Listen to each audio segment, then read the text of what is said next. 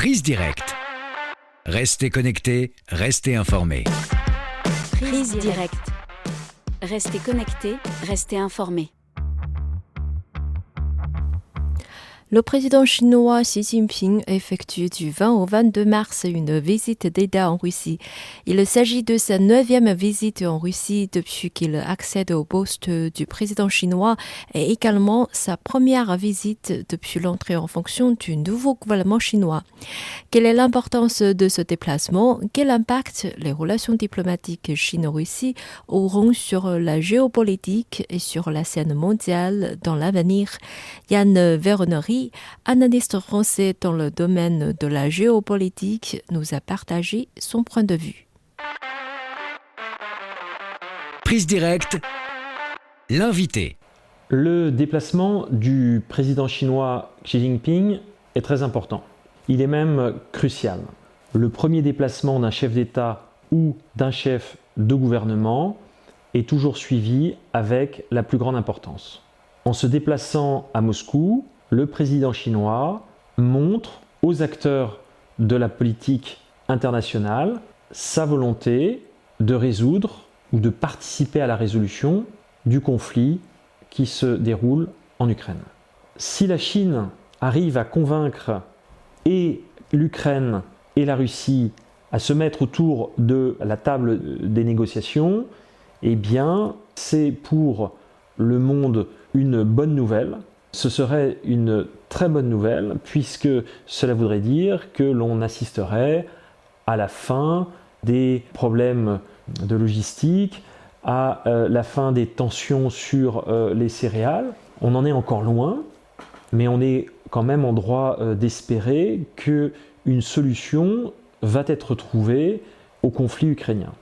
Au-delà de faire la part des responsabilités, au-delà des recherches en culpabilité des uns et des autres, il y a urgence à mettre fin au conflit et c'est en cela que l'intervention du président Xi Jinping à Moscou est intéressante.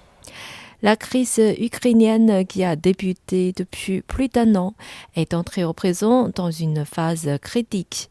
La communauté internationale accorde une grande attention à cette rencontre et la partie américaine continue de discréditer la Chine.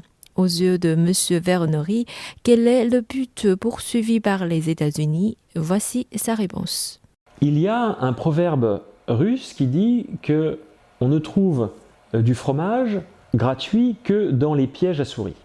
Et lorsque l'on analyse la situation de l'Ukraine, on se rend compte que beaucoup d'armes sont livrées gratuitement à ce pays et on est donc en droit de se poser la question quel est le but recherché par les États-Unis.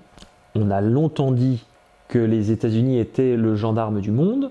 Certains ont même ironisé sur le fait que les États-Unis étaient surtout le gendarme de leurs propres intérêts, mais donc au-delà de ces quelques boutades, à l'heure où la guerre fait rage en Ukraine, l'idée est vraiment de se poser la question de l'objectif des États-Unis d'Amérique en Ukraine. Certains spécialistes pensaient que les États-Unis jouaient une carte qui n'était pas seulement la carte ukrainienne. On a pu voir ce genre de comportement ou d'opportunisme lors de la guerre du Vietnam ou lors de la guerre d'Afghanistan. C'est ce que l'on appelle les guerres dites par procuration. Et certains militaires, certains spécialistes des relations internationales se sont posé la question de savoir si les États-Unis ne menaient pas une guerre par procuration contre la Russie. Au-delà de cette question, qui restera non résolue, se pose la question de l'influence des Américains sur le continent européen. Le grand perdant de la guerre en Ukraine, après bien évidemment le peuple ukrainien et l'Ukraine elle-même, eh bien c'est l'Union européenne de la défense. On l'a vu, de nombreux pays ont demandé à adhérer à l'OTAN. L'OTAN qui est l'alliance du traité de l'Atlantique Nord, la Finlande, la Suède ont fait acte de candidature et ce fait nous démontre à quel point les Américains utilisent la situation pour étendre leur zone d'influence en Europe au détriment justement de cette défense européenne. Aujourd'hui, plus personne ne veut entendre parler d'Europe et tous les pays, notamment d'Europe de l'Est, se félicitent d'être dans une alliance gérée par les États-Unis. Donc forcément, l'arrivée de la Chine dans la crise russo-ukrainienne est un élément qui n'est pas de nature à rassurer les États-Unis, qui pensaient pouvoir mettre fin à la guerre par une victoire militaire.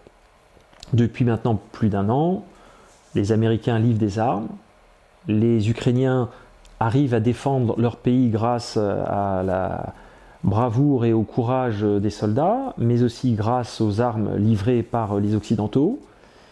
Mais lorsque l'on s'intéresse à un point de vue strictement militaire, on se rend compte que la livraison d'armes ne permet pas la paix.